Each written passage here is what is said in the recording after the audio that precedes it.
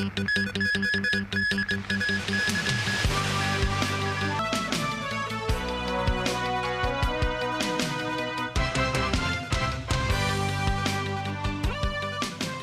and welcome to TVB News.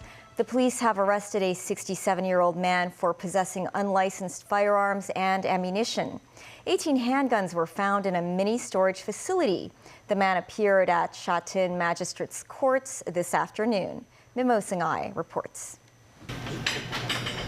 These are the firearms and bullets that police seized from a mini storage facility in Sha Tin on Wednesday. The seized firearms included 18 handguns. The police later arrested a 67-year-old suspect who is believed to be the owner of the weapons found in an industrial building unit in Sha Tin. Authorities said the man may have bought the weapons from overseas illegally, as German language was found on some guns and bullets. However, the police said the suspect is not believed to be related to other crimes based on a preliminary investigation. Currently, we do not have any evidence showing that the arrested person is connected to any previous riot or violent cases. We tend to believe that this arrested person is just a firearms fanatic. The suspect used to have multiple licenses for firearms, but they were revoked 16 years ago. Sources say the man arrested is Ho Man Kern, also known as the King of Guns. This is not the first time that the man has been arrested. He served in a mainland jail for arms trafficking in 2007. In the same year, Hong Kong police also found in his possession firearms and ammunition in a different industrial unit, including around 300,000 rounds of bullets. Under the city's amended firearms and ammunition regulation of 2021, individuals who violate the offense of possessing arms or ammunition without a license could be fined of $100,000 and jailed for 14 years. There are different types of licenses for the possession of firearms, such as for individuals and shooting clubs. Applicants must fulfill a list of criteria to obtain a license, including a clean criminal record as well as suitable mental and physical health. News 9, TVB News. Residential property prices experienced a rebound after a 10-month drop. But some analysts believe high interest rates and the large numbers of unsold units will continue to put pressure on home prices this year.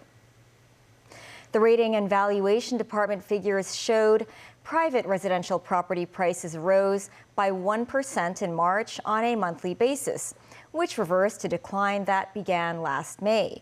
But overall property prices still dropped by 1.7% in the first 3 months of this year. The Hong Kong-Shanghai Cooperation Conference held its 6th plenary session at the central government offices today. The two cities signed several memorandums of cooperation. Chief Executive John Lee said both Shanghai and Hong Kong are leading cities in their respective regions, adding that the SAR will continue to showcase its advantages under the one country, two systems principle. Shanghai Mayor Gong Zhang emphasized such exchanges can advance win-win cooperation and hopes to deepen the Shanghai-Hong Kong relationship. The two cities signed 20 memorandums of cooperation on issues that include the development of innovative technology and the digital economy. The weather in the city remains unstable, with the amber rainstorm warning signal remaining in force for more than 5 hours today. This as a retaining wall at the Chunwan Chinese Permanent Cemetery collapsed. Timothy Lee reports. The city continues to experience poor weather conditions owing to a trough of low pressure affecting the Guangdong coastline. Just this morning at 8 a.m., the observatory issued an amber rainstorm warning signal.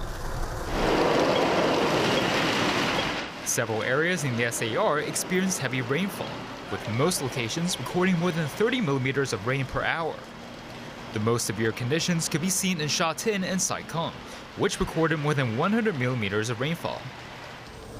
Meanwhile, a retaining wall measuring 10 meters by 20 meters collapsed at the Chunwan Chinese Permanent Cemetery on Wenyin Street during the period when the amber rainstorm signal was in force. Several tombstones were covered by sand and soil. At least 2 tombstones were damaged. Fire services personnel were deployed to the scene to check for people possibly trapped or injured. The amber rainstorm warning signal was cancelled at 1:45 p.m. The observatory said the recent heavy rainfall in the city was a result of a trough of low pressure. They expect another similar trough to form in the northern parts of southern China that will edge closer towards the South China coast in the middle of next week, which will prolong the unstable weather. But the observatory says the weather along the Guangdong coast will gradually improve in the later parts of next week. And thunderstorms are expected next Tuesday and the Labor Day holiday. Timothy Lee, TVB News. The Center for Health Protection said pediatric wards in public hospitals have almost reached full occupancy. This came after the number of influenza hospitalization cases among children increased sharply. 2 fatalities have already been reported. Mimo Singhai with a story. The victim of a second death case caused by an influenza A infection is a 6-year-old girl who had received the seasonal influenza vaccine. The Center for Health Protection said vaccination cannot provide 100% protection, but can reduce the risk of and prevent serious symptoms. The center said 20 cases of serious complications related to children with influenza were reported during the seasonal flu period. 75% of the affected children did not receive the seasonal flu vaccine. The CHP Senior Epidemiology Division Dr. Wang Hoi said the figures shows vaccines can effectively prevent serious complications. The hospital authority, meanwhile, said more children have been staying in hospitals over the last 2 weeks. Li Guopui, the chairman of the Hospital Authority Pediatrics Coordinating Committee, said while influenza patients can often recover, the disease can be serious. He said authorities are able to handle the number of pediatric patients despite the fact hospital wards are approaching full occupancy. News 9, TVB News. President Xi Jinping met with visiting U.S. Secretary of State Antony Blinken in Beijing this afternoon. President Xi welcomed Blinken in the Great Hall of the People. Blinken met with Xi after holding talks with Foreign Minister Wang Yi and Public Security Minister Wang Xiaohong. Xi told Blinken that China and the U.S. should be partners, not rivals, and they should work for mutual success and not harm each other. Xi added the 2 countries should seek common ground instead of vicious competition. President Xi stressed it is important to honor one's words rather than saying one thing and doing another. Blinken said the U.S. is committed to maintaining and strengthening bilateral communication while managing differences responsibly. Earlier in the day, Foreign Minister Wang Yi met with U.S. Secretary of State Antony Blinken, where they discussed political, trade, and policy issues. Tracy Furness has more. Antony Blinken met with Foreign Minister Wang Yi at the Diaoyutai State Guest House in Beijing this morning after arriving from Shanghai yesterday. Wang said the China-US relationship is facing more negative factors and all kinds of disruptions, and China's legitimate development rights have been unreasonably suppressed. Wang added that the giant ship of the China-US relationship had stabilized, but negative factors in the relationship are still increasing and building. Wang said the Taiwan question is the first red line that must not be crossed in China-US relations. He said China demands that the United States should abide by the One China principle and refrain from sending wrong signals to the Taiwan independence separatists in any way, and act on President Joe Biden's commitment of not supporting Taiwan independence. Blinken warned of the dangers of misunderstandings and miscalculations. He said active diplomacy was needed to move forward the bilateral relationship. The president asked me to travel back to work on moving forward on the agreements that our 2 presidents reached in San Francisco at the end of last year, resuming cooperation on counter-narcotics, restarting our military-to-military conversations, looking together at the future of artificial intelligence, but also critically, managing responsibly our differences. Also, to make sure that we're as clear as possible about the areas where we have differences, at the very least, to avoid misunderstandings, to avoid miscalculations. That really is a shared responsibility that we have, not only for our own people, but for people around the world, given the impact that the relationship between our countries has around the world. Blinken and Wang underscored the importance of keeping lines of communication open, but they also lamented persistent and deepening divisions that threaten global security. Tracy Furness, TVB News. TikTok is gearing up for a legal battle against a U.S. law that would force the popular social media platform to break ties with its China-based parent company or face a ban in the U.S. Beijing has signaled TikTok should fight what it has called a robbers act by U.S. lawmakers. Should a legal challenge fail, observers say Chinese authorities are unlikely to allow a sale. In its first official statement to the new law, parent company ByteDance said it doesn't have any plan to sell TikTok. The U.S. has around 170 million TikTok users.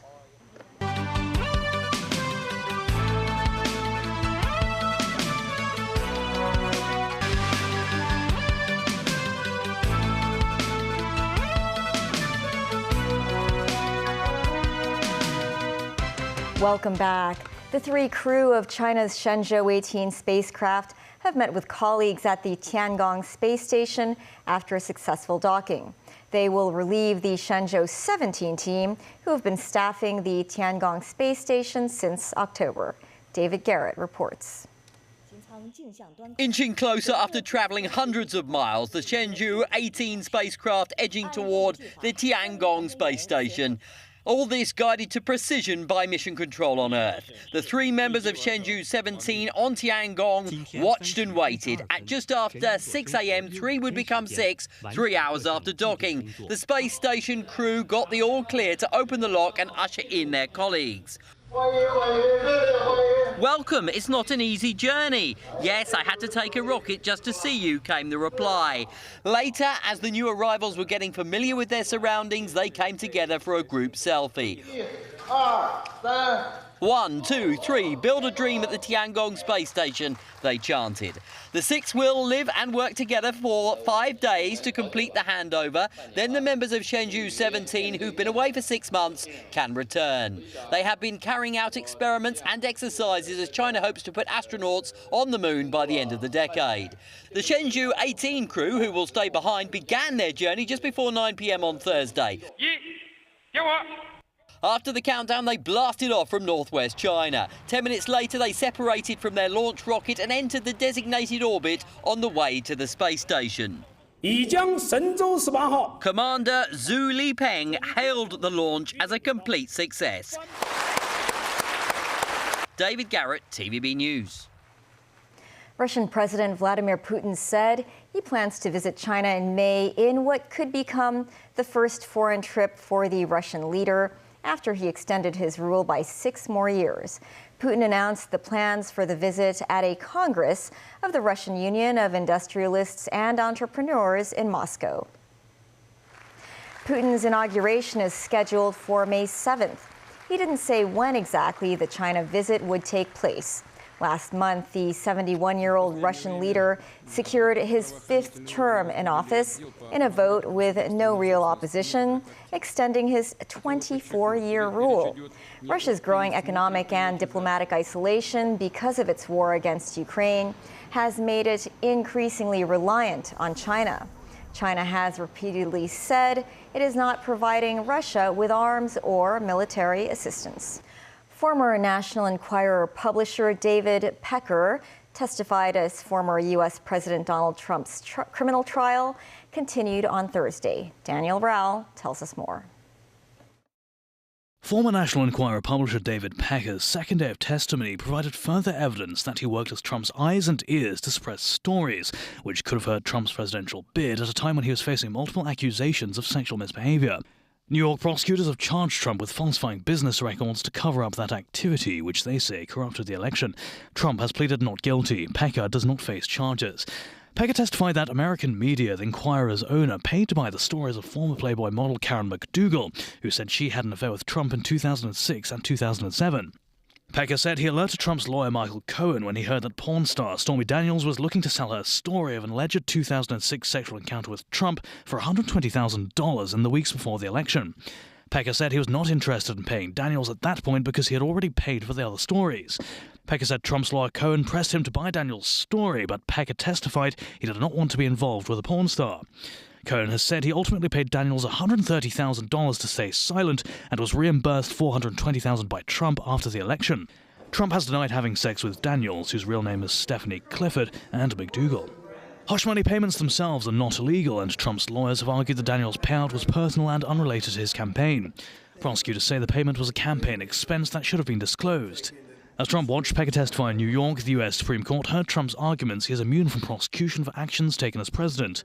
Justice Juan Merchan denied Trump's request to attend the Supreme Court arguments. Merchan has imposed a limited gag order on Trump that bars him from publicly attacking witnesses, jurors, and other people close to the case.